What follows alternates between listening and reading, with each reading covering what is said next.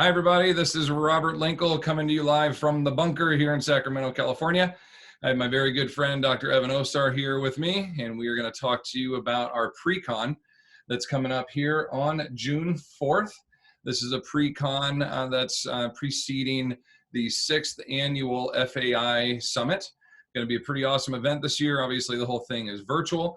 And we have a 4-hour pre-con where we're going to be delivering some really good content. I'm super excited about working with my very good friend, my bald brother here, Dr. Evan Osar. Right. Evan, give us a little intro to you and give us a little outline of what we have coming.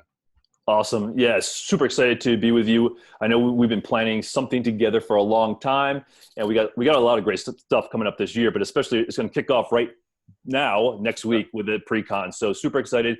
We're going to really partner up. And one of the things that you and I, some people that know both of us, they're like, hey, I really like your stuff. I really like Robert and Jackie Bachmeyer. Everybody knows Jackie. I think most people know about Jackie. She's tried to connect us forever.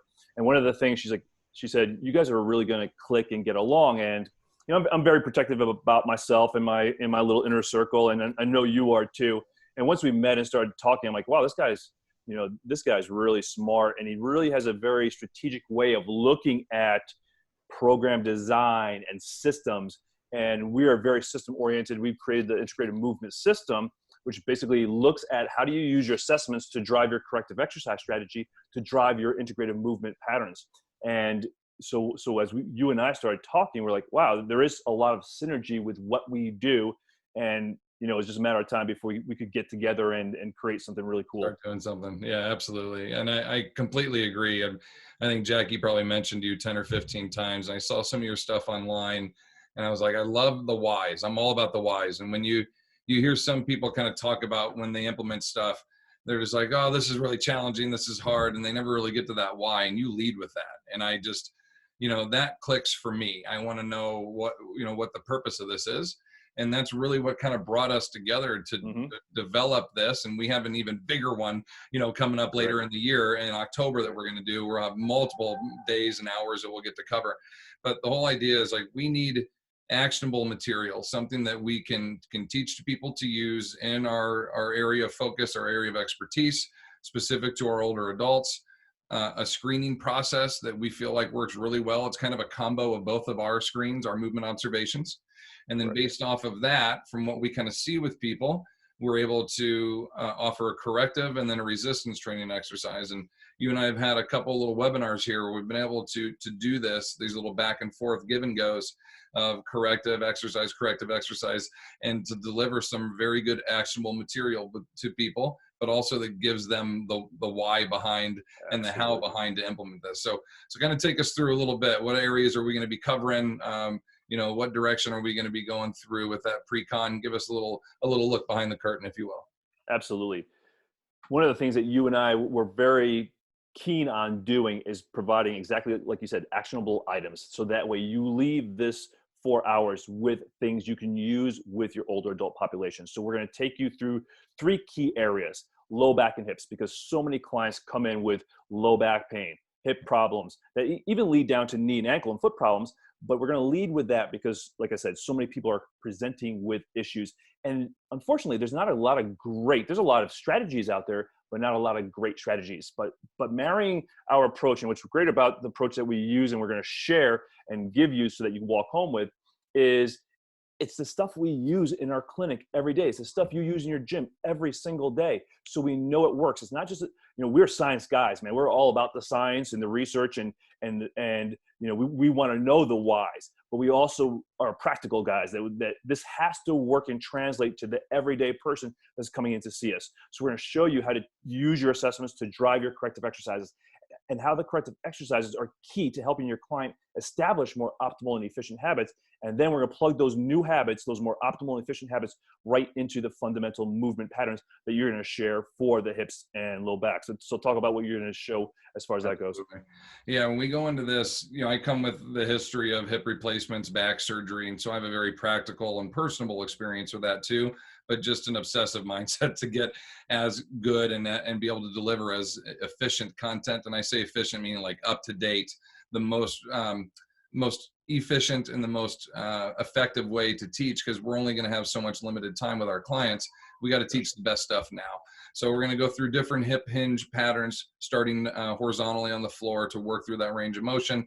We'll work towards some more vertical actions, and then just stabilizers all the way around that, in anticipation that a client might have a future hip replacement or hip surgery coming up, or their post, and trying to maintain and protect the longevity of the replacement component without any revisions or a secondary component to come to that later on.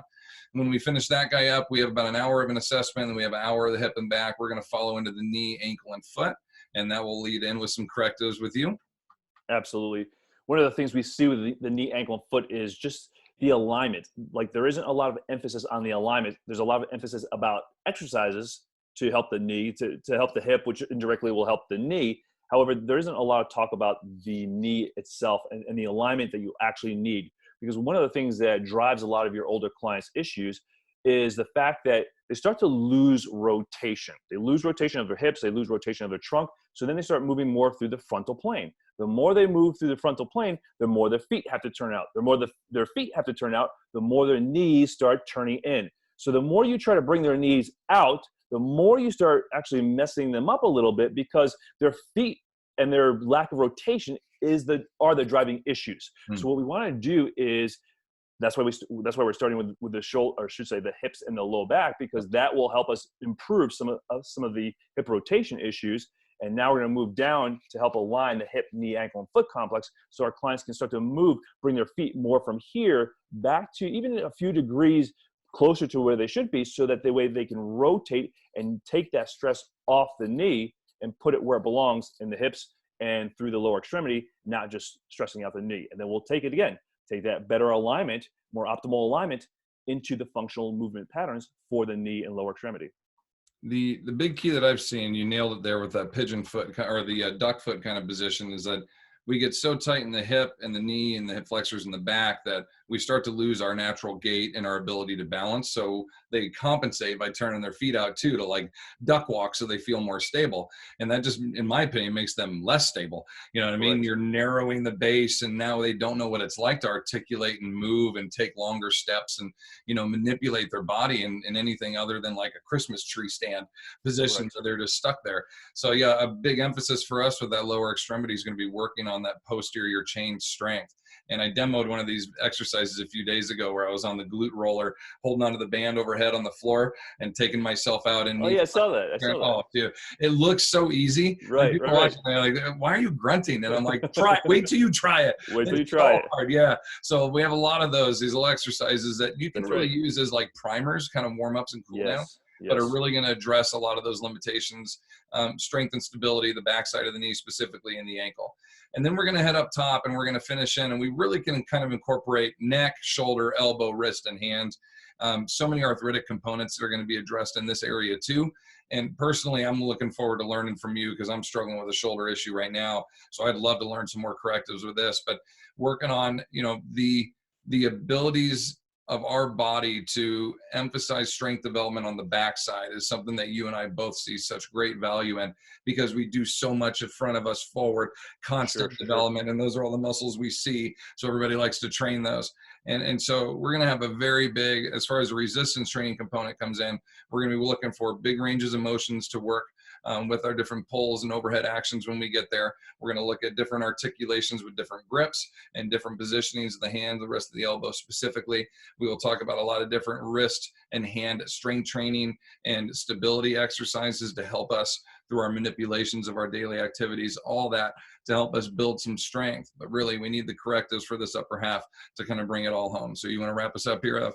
Absolutely. One of the things I struggled with my entire career, ever since I started lifting weights, was I ended up having bilateral rotator cuff tears, bilateral labral tears. I lost tons of range of motion. I used to be able to lift, I could bench, I should say dumbbell shoulder press 90-pound dumbbells, and now I can barely dumbbell press 30-pound dumbbells because of my labral tears and so forth. So again, like you with your hips and low back, I learned the hard way. And I realized like a lot of the things that we're actually learning and being taught in the industry are actually contraindicated for how the shoulder actually moves. So I'm going to share with you how the shoulder develops, how it should develop, why too much retraction and depression can actually alter optimal mechanics, how to pull yourself into more optimal alignment and range of motion, and also how to push, because a lot of our clients, they actually don't push well. They actually push themselves right into a non-optimal position. So we're going to use our correctives to open up that range of motion, as you say, to create width across the collarbones, to take the stress off the neck,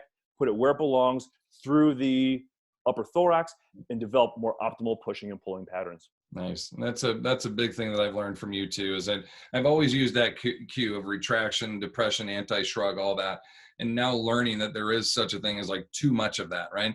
I've Correct. always had so many clients that are just so far forward. I'm like, we're never going to get to a point where it's too much. And through your learnings and your education, I have seen that we can put ourselves into a negative position. So a lot of that coaching and cueing for me has been to like teach our clients what neutral is, what that Yeah, ideal, that's like that correct. optimal position, and that's what we're Correct. seeking out. So I Absolutely. can't wait. As much It's as been a I great, enjoy teaching, I enjoy learning from you, and I'm like, likewise. super excited to do this. The virtual experience I think will be super fun too, because we'll be able to see everybody That's and we right. can go through things too with people. We'll have live Q&As as well. One of us will be speaking, the other one will be able to be online and answering Q&As that you're typing in. So as we go through, we'll have that option for you. PDFs, printouts. We have a couple free components too if you register. Ev? Yeah, if you register through our affiliate link, we're going to put it next to this video or in the email with this video. When you register, just screenshot your registration page that you paid, email it to us or me, or I should say my assistant, Mary, at help desk. So it's one word, help desk at fitness education seminars with an S, fitness education seminars, help desk at fitnesseducationseminars.com.